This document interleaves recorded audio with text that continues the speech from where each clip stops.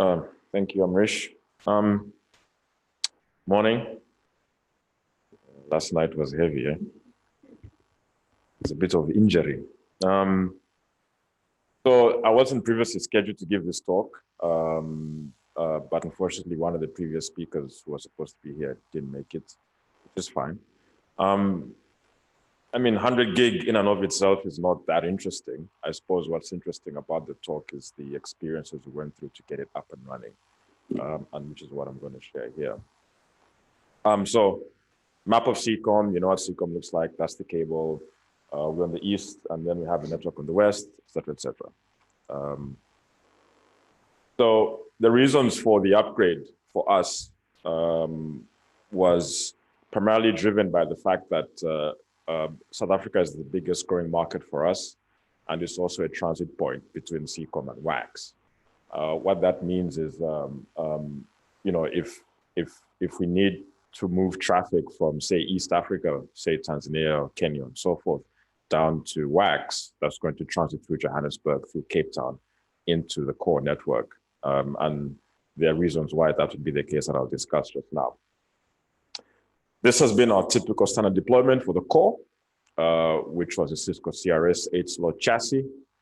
This is the CRS B chassis, which can support up to 400 gig per slot, with a Cisco 6880 switch running as a core switch. And I'll explain to you why we did that. So the design, the reasons we do this kind of design, because typically in some larger networks, you find that the core router aggregates all other devices within the POP, route reflectors, edge routers, peering boxes, etc.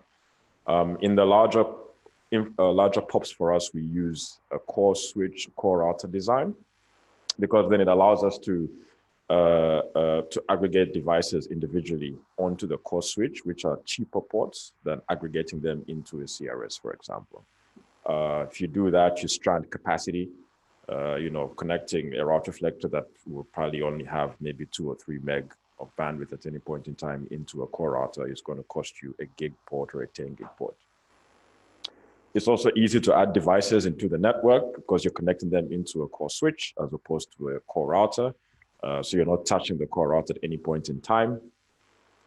And then traffic that's normally hitting the core router only needs to leave the POP. So you don't have a core router circling internal traffic within the data center. So you free up a lot of capacity by doing that. And also because you're not involving the core router in a lot of the interconnectivity within the POP, you can do maintenance, upgrades, and so forth that's independent of the core router itself. So what we've typically done, in Joburg and Cape Town, previously we had this, which is what we still have in our other largest facilities like, Tanzania, Mombasa, Nairobi, London, so forth, is a 14-port 10 gig line card and a 16-port 10 gig line card on the switch side. The switch side is actually oversubscribed twice, so it's actually only 80 gig in terms of throughput. But that's fine because we only put eight links in one of those cards at any point in time.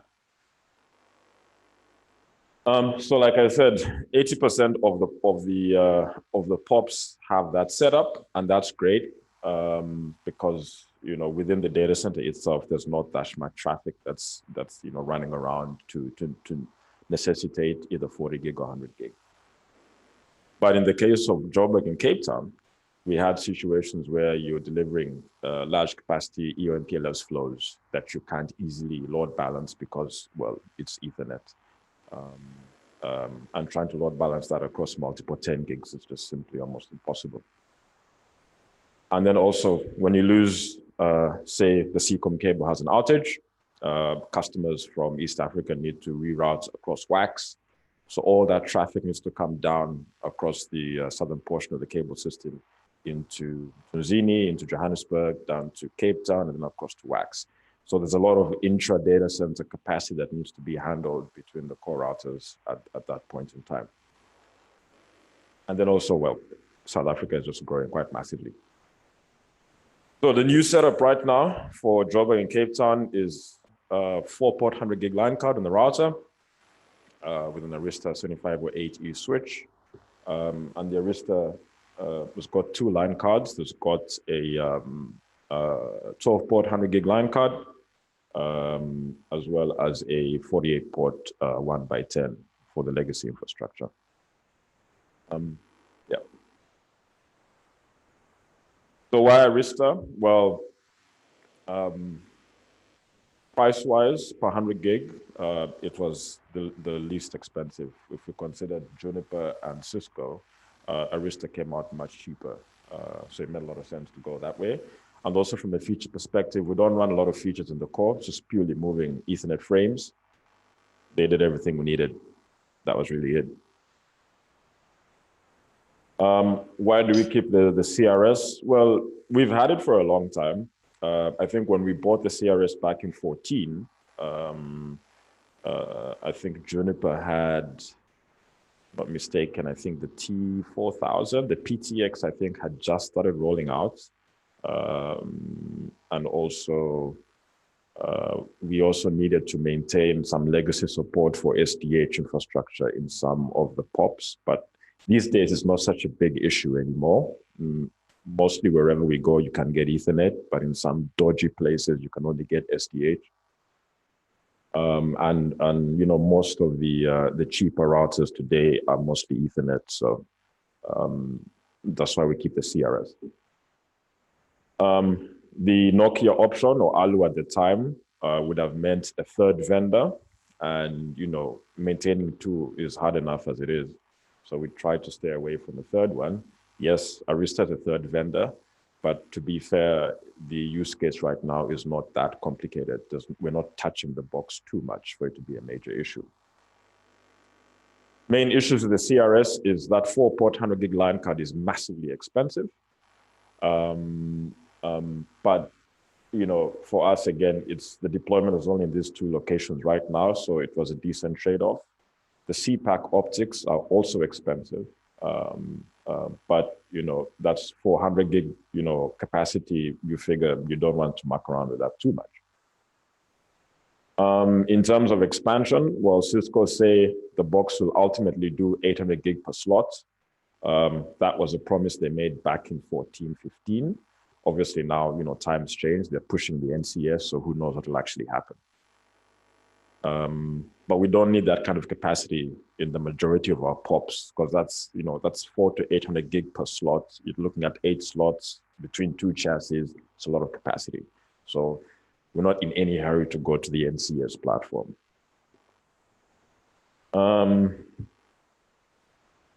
Couple of challenges. So initially we had, before we decided to move on with the Arista, we actually began to order the Nexus switch. And then I think it was such perfect timing that we managed to land on the Arista team in South Africa. And they came at the right moment when we were just about to start shipping. And the offer made a lot of sense. Unfortunately, we had already started to ship the SR4 optics as well. You know, for the Cisco and SR10 for the Arista. So what happened was when they all arrived, you know, you have a 10-lane optic and a 4-lane optic. Obviously, that won't work. So we lost about a month trying to fix that. 100 gig experience, we realized in Africa is not that great. Getting local support for optics, cables, MPO cables,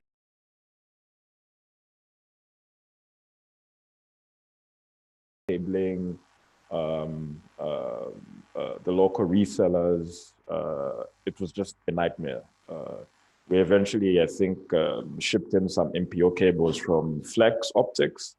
I think some of them also came with some issues, so we had to reship some more in. Ultimately, we couldn't get those cables locally in South Africa or anywhere in Africa. And when we rang up some resellers that do these kinds of things in Africa, they're like, what's an MPO cable? So it was, we lost about easily 2 to 4 months just around that. In terms of logistics, try getting a 400 gig line card through customs. they didn't have a line item for that in their audit system. So that was also a little bit of a drama. On our side, in terms of the physical deployment of the infrastructure, the CRS3 is 140 gig fabric, so per slot. Moving to this, now you had to move to a CRS10 fabric, which is 400 gigs per slot. So which we knew before we began the actual deployment. Unfortunately, there were some resource changes within the business. Some people left, others joined. So that part was forgotten.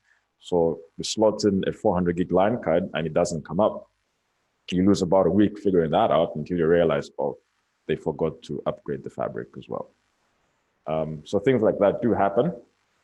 On the Arista, really, I mean, Arista were taken to court by Cisco because the codes look so similar.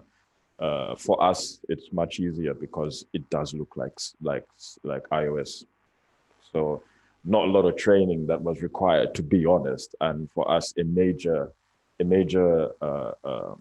factor in the decision process to go with Arista, really, there's almost no difference,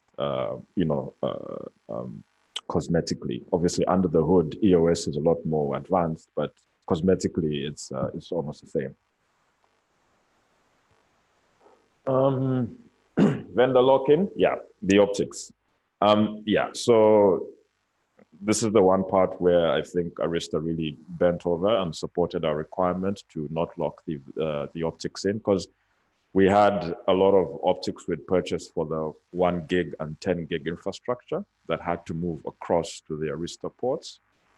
And we made it a requirement that if we're going to go Arista, that has to be supported. While it's almost kind of like you're on your own, they say, well, here's a code, unlock the ports and you'll be fine. And we're okay with that. So it saved us, almost another 95% worth of costs of optics to move across to Arista.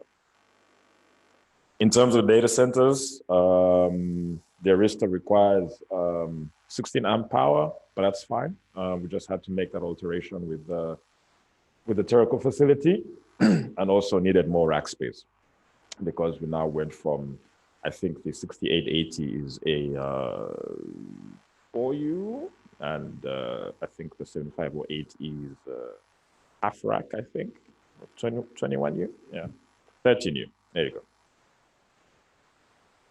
So that's what it looks like. It's real. So that is a 7508E switch there with, as you can see, two pointer. Light. So yeah, all AC, don't believe in DC. So 4 AC power slots like that. That's the 48 port 1x10, and this is the 12 port PSFP28 100 gig line card. And then on the Cisco side, it's a bit dark, but that's this is 2 line cards here of 4x100 each, talking to the Arista. And that's replicated for Cape Town as well. That's it. Thank you very much.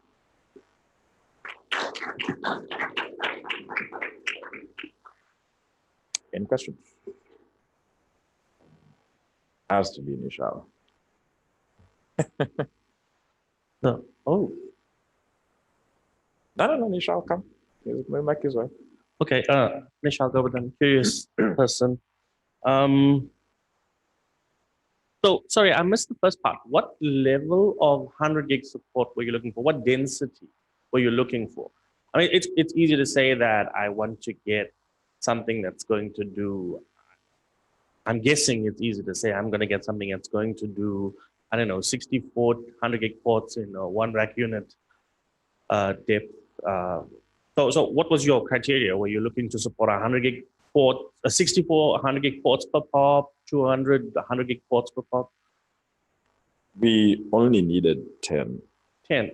So isn't I mean, sorry, I'm not as much a hardware geek as I used to be, but wouldn't 13 rack units for a switch seem quite high for 13 or 10 100 gig ports. You can do those in smaller form factors these days, right? Yeah, so you're right. So we went for a full chassis system because this is the core. So we need the redundancy on the fabrics, on the control plane, et cetera, et cetera. The half of that from Arista is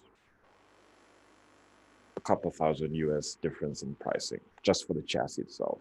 More of the cost is in the line card, and the line card is the same. So for us, the future expandability of having more slots in the chassis made sense than going for a smaller chassis where you're not actually making a real saving on the hardware itself. You know what I mean? No, I don't. Okay. So sorry, let me try to ask this a different way. I mean, is your architecture such that you just have a centralized core device and not two core devices? Because if you had two core devices, then having a pizza box 100 gig switch, if all it's doing is layer 2 switching, makes it super easy, cheap, small, lightweight in terms of power. Agree, but this is a core facility, and yes, two pizza boxes seems like it makes a lot of sense, which is fine. But the amount of capacity we're talking about running through the POP, I'd rather not risk it. And you know, I'd prefer that we have the independent redundancy from a hardware perspective on each of the chassis, even if it's only doing just Ethernet, which is what we do also for the core routers and the edge routers and so forth, even if they are still redundant. But then also, because the cost of the chassis itself is not that significant, we figured let's get more slot capacity in it for whatever comes up in the future. The same decision we made not to ever buy an MX240, because you know you only get 2 slots and you can't do anything else. The cost of the chassis itself is nothing. It's the line cards where the money's at. Right, absolutely. Yeah. So to me, I'm thumb sucking here, a 32 port 1U 100 gig switch, which I know is available from various vendors, would seem cheaper than, and cheaper to support in the long run than a chassis, which needs expensive line cards.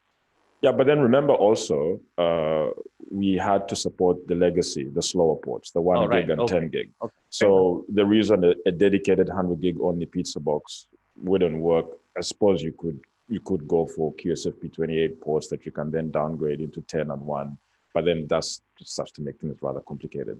So, you know, supporting the slower ports as well was a requirement, hence individual slots for different rates made sense. Hi, Donald Jolly, person as well. My question was actually going to be quite similar to Nishal's in that why did you choose to go for a chassis rather than creating a cross fabric with a couple of 1U boxes? But I noticed that with this, you didn't look at the junipers at all.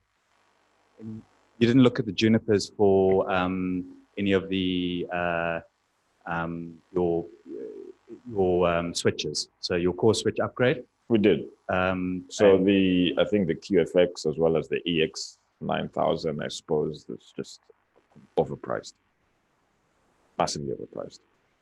Yeah, and so on the cost there, I mean, are you looking, and not necessarily in your core, but generally in your network, on white box networking and disaggregating the software from the hardware? Are you looking at that generally or not? I'll be honest, at this scale, it's too risky for us. We're happy to lab it and maybe do some corner case deployments, but at the kind of scale, it's a bit too bleeding edge. Thank you. Yeah. That's a fantastic statement. And that's one of the questions I had. It's Nishal again. Because a couple of years ago, you did a really cool presentation about how you moved your routing control plane off traditional routers onto PC, yes. Well, server-based hardware. Right. So it's fantastic to hear you say that this is too bleeding edge, because you've effectively moved what is the decision-making ability of your network onto servers. Well, that's also bleeding edge, but it's controllable because the amount of traffic flow the device is dealing with is nothing, right? trying to run, several tens or hundreds of gigs of network traffic through the white box is a whole other thing. That's the main reason. So the router flex side is easy to do because there's no real traffic. Conservatively liberal or liberally conservative. A bit of both. I appreciate that. I was also curious about the vendors. You didn't mention Extreme or Brocade, whatever they call these days. I'm curious, is it because you didn't find a reseller in Africa that could support you? So to be honest, we did get in touch with Brocade, but the account management team in South Africa just aren't there. Like, I think we spoke to them, I think, for some FTTH stuff, for example, 2 years ago. They completely disappeared. Got in touch with them for this as well. No response. You have to move on. Fair enough. Yeah. And then I was curious about the lock-in that you were speaking about, of optics lock-in. Now, that's obviously an old thing. Nice, right there. Feel free. Well, no, this is more general than Werner, but that's obviously a thing that existed for a long time in the industry. And then there's this wonderful orange company, or orange branded company, that has come up and liberated those of us that have been stuck in this world. I won't mention any names. We're not allowed to mention names. You can look around and figure out who I'm talking about. We're a big fan of that orange branded company because they've done that for us. Yes. I run an exchange point, and we have 3 different vendors that we've had to migrate through over a period of time. And they've allowed me the opportunity to move my optics around at will. And that's fantastic for me. But I'm curious if you're still encountering these things. Because when we bought our last set of hardware, we went specifically to the manufacturer and said, I'm not interested in your lock-in procedures. If you even mention the words, buy my optics, we are walking out the door right now. And we didn't encounter that. Oddly enough, Arista did mention that to us, and they said, we'll give you the code without us even asking, as if it was a deal sweetener kind of thing. And for me, that was a non-negotiable item. I don't buy hardware for big networks like you do. You still get those from the vendors? No. To be honest, Juniper and Cisco don't really care. They have the standard. If you open a case that has a non-Cisco, non-Juniper optic, then but no, not really. Arista were actually the only ones that had sort of suggested that, if you don't take the optics, then, and we're like, well. So yeah, we found some middle ground. So moving forward, buying more Arista infrastructure, that's not a problem anymore. Okay. And yeah, you're right. The work that Flex and Flex have done for the area is quite, we like them. We like them. And then in terms of learning iOS, you mentioned that Arista was actually really, really easy to use. There's this other company that comes from East, which has a remarkably similar, did you not consider them as well? Were they, asked a different way, were there security concerns about using their equipment? Or was it just we're not interested in their products? Yeah, we're not interested in Huawei. Okay. Or ZTE. I didn't mention the name. Yeah. Thank you. Thank you. All right. Thank you very much.